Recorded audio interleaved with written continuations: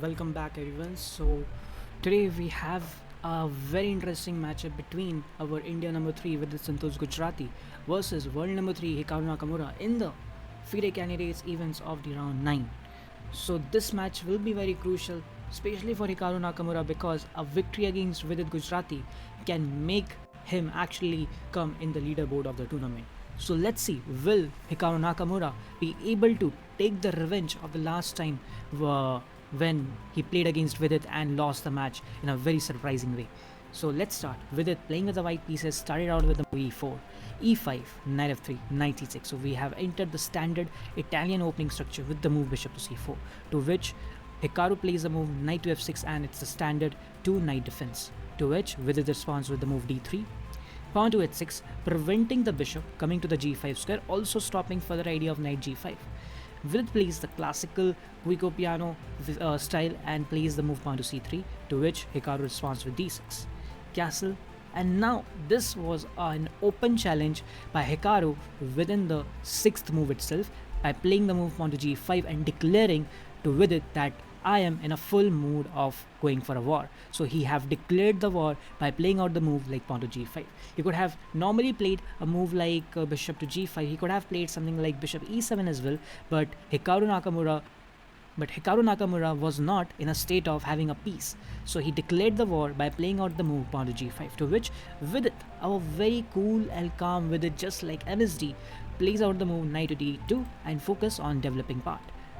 On the other side, to which Hikaru also develop out his pieces, and now he plays e5, so that stopping further ideas of b4, a4 and then b5 expansion, which usually white have in the middle game.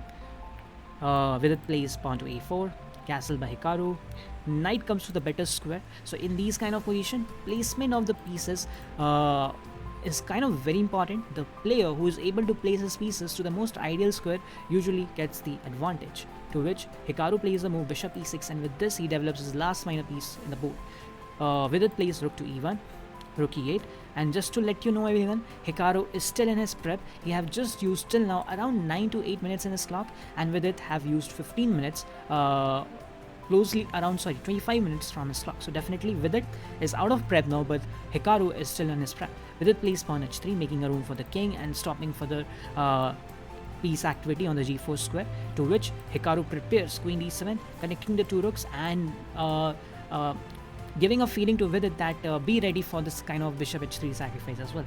But Vidit says, I'm not afraid of that sacrifice. If you want to go for that sacrifice, you are open to go, but I will simply carry on with my development.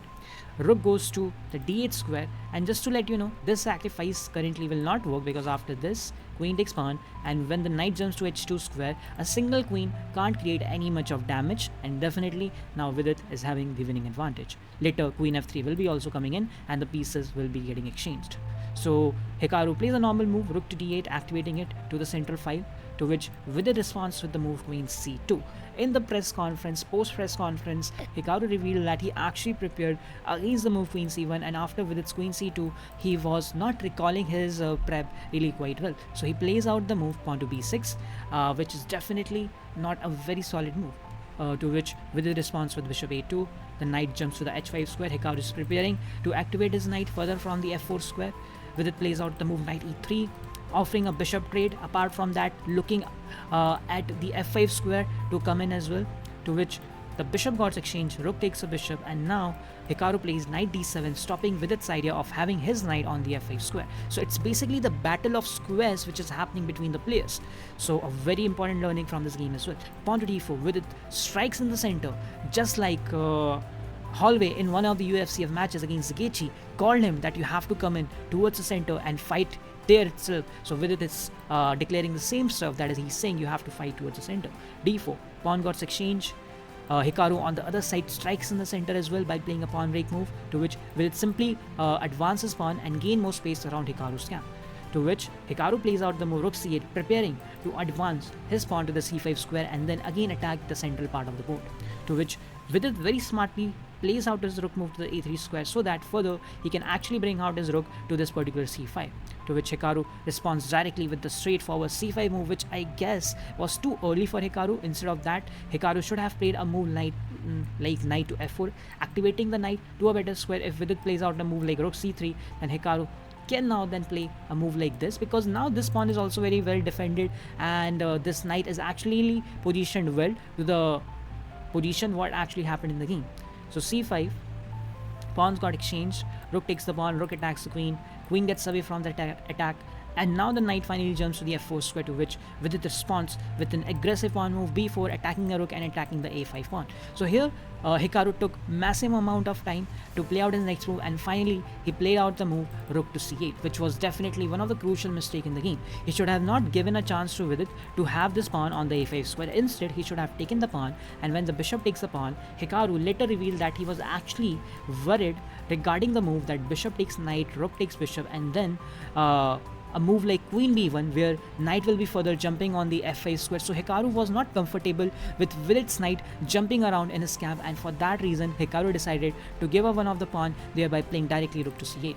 And as our Greedy is known for his title, Greedy is greedy, so definitely Vidit did not miss the chance of letting go that free pawn and simply captured immediately with his bishop, to which Hikaru responds with the move knight to c6, attacking the bishop, putting good amount of pressure towards the e5 pawn, planning out to win it in the next move, to which Vidit responds with the move bishop c3, and now Hikaru again played a very crucial mistake move, and he captured the pawn with the knight. So that was a mistake. He should have waited a little bit, and he should have played a move like rook to d8, putting more defenders for this particular d5 pawn, which later Hikaru definitely lost in his match. So knight takes knight. Hikaru was actually prepared against a move knight takes knight, and he thought after this move he will be taking Vidit's knight, and when Vidit plays out a move like, for example, knight to d5, then bishop will be exchanging, then rook will be getting exchanged, and after that sequence of moves, the bishop will be again getting exchanged. So tabahi all around the places will be happening here and there, and finally they will be entering a kind of queen endgame where Hikaru can actually force a draw by giving a perpetual check. So this was the part of the plan of Hikaru's, but unfortunately Vidit outplayed him by actually not taking his knight with his knight, but instead using his bishop to capture his knight. Bishop takes knight, bishop takes bishop, and now he plays a very critical and crucial move by Vidit, which you can even take time to think what he played next. I will give you for a few seconds.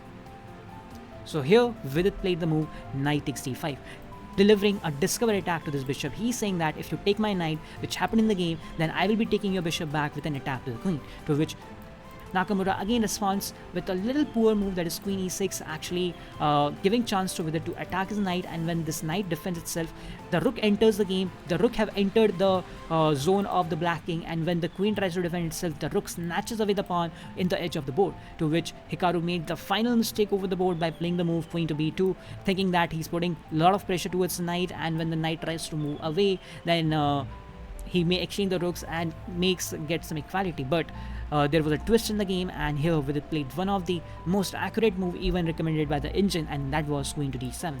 Simply the idea is to threaten a checkmate on the f7 square, and when Hikaru tries to defend it after queen f5, he's again threatening a kind of checkmate stuff from the h7 square, to which to block that Hikaru plays the move knight to d6, but it was too late, and Vidit with his final sacrificial move, that is rook to g6, forced Hikaru to resign the match, because even if Hikaru takes his rook, Vidit will be taking the pawn back with the queen, and if the king goes to the left side, then knight will go to d7 and deliver a checkmate, beautiful checkmate, and if the king goes to the right side, then he can again give a check, king goes here, again take the pawn with a check.